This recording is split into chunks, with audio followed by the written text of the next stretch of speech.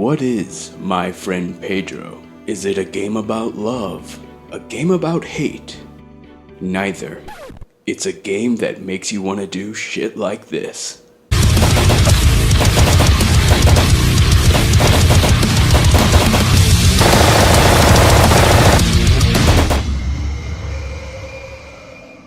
My Friend Pedro is pretty damn awesome, guys. Like, this game reminds me of all the stuff that I envisioned whenever I was a little kid playing in my backyard with all my guns and stuff. Like, it brings in that inner child because you're basically able to do these absolutely impossible flips and tricks with your guns. So I've been playing it over the last week or so. I played it on the way to LA on the plane, and I've been having a ton of fun with it. However, this is Arthur's review from the Nintendo Enthusiast website. Yes, we have a website, and that's where a lot of the reviews come from. I like this channel because I'm able to give my thoughts on everything. I do a lot of reviews, but I'm also able to give you guys other people's opinions as well. And I pretty much can mimic everything Arthur says about this game. I think it's just really fun, and if you love games like Hotline Miami or Ape Out, this is the game for you. So without further ado, let's jump on into his review.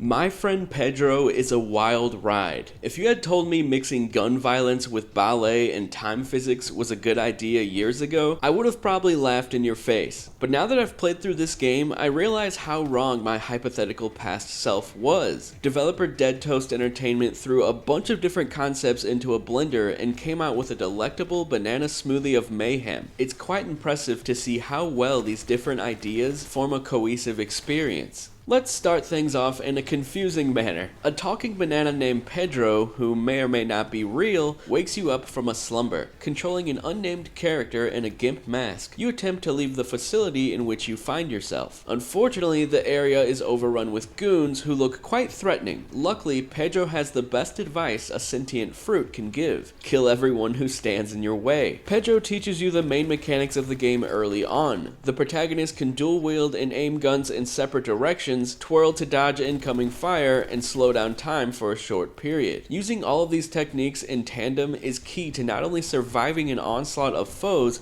but also performing well in My Friend Pedro, and your execution is graded at the end of each level. Perfectionists such as myself have a good reason to replay stages over and over. After playing through a few stages, I thought I knew My Friend Pedro in and out, but I was dead wrong. Refreshingly, the title provides new techniques as you progress to keep things exciting. The variety of killing tools isn't the only thing keeping My Friend Pedro from getting monotonous. There are different points throughout the assassin party that offer unique methods of interacting with the environment. You'll find a car chase against a motorcycle, a boss battle against a helicopter, and even free falling through the sky. And in addition to that, the main character travels to a strange place at one point. Of course I won't spoil it, but it's quite trippy and bizarre. Now on to the negative. I have a few minor gripes with My Friend Pedro. For starters, your kick has no heft to it. Trust me, it's better just to shoot everything in the face. Also, it's hard to change the direction your character is facing, as in your character does not automatically turn around whenever you move to the left or right, but rather moonwalks. I understand that this has to do with utilizing the dual welding mechanic, but I consistently forgot that it's the right stick and not the left stick that turns your character around. Finally, one stage is dedicated entirely to platforming, and if there's one thing My Friend Pedro does not do well, it's jumping. It's just a bit odd and too floaty. All in all though, My Friend Pedro is an exhilarating indie title. There is no greater feeling than slowing down time, diving through a window, dodging bullets, and shotgunning an enemy into bloody chunks. Few games can replicate that moment of pure tranquility you get in Pedro when you make it through a room unscathed with bodies littering the floor.